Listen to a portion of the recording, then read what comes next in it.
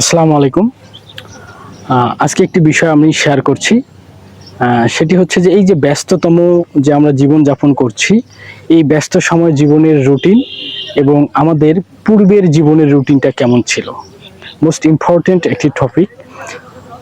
চলেন আপনার জীবনের রুটিনটা একটু দেখা যাক যে আপনি কি করতেন। প্রথমেই সকালবেলা খুব সকালে আপনি ঘুম থেকে উঠে মক্তবে যেতেন।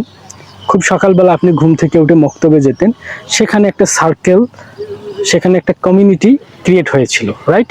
এরপরে আপনি বাসায় আসতেন, এসে নাস্তা করে, আমি বাসায় আসতাম, এসে নাস্তা করে আমরা দিব্যি 1 থেকে 1.5 ঘন্টা আমরা পড়াশোনা করতাম। পড়াশোনা করে গোসল করে গরম ভাত সঙ্গে আলু ভর্তা খেয়ে আমরা স্কুলে যেতাম। স্কুলে গিয়ে 1টা থেকে 1.5টা কিংবা 2টা পর্যন্ত স্কুলে অবস্থান করতাম। এরপরে আমরা ব্যাক করতাম, ব্যাক করে এসে আমরা একটু রেস্ট নিয়ে গোসল করে দুপুরের খাবার খাওয়ার পর আমরা ঘুমিয়ে যেতাম, রাইট?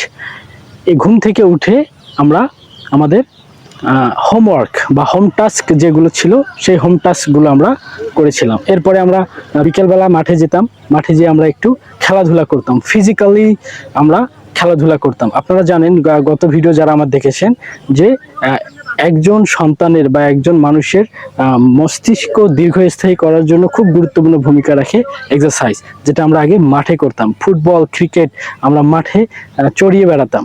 এরপরে সন্ধ্যায় আমরা বাসায় এসে ফ্রেশ হয়ে নাস্তা করে আমরা পড়তে বসতাম, দিব্যি আমরা পড়াশোনা করতাম, করে রাতের খাবার খেয়ে সকলের সঙ্গে গল্প করে আমরা ঘুমিয়ে যেতাম, রাইট? বাট এখনকার জীবনের রুটিনটা কি জানা থাকলে আপনি আপনার রুটিনটা কমেন্ট করুন। Thank you.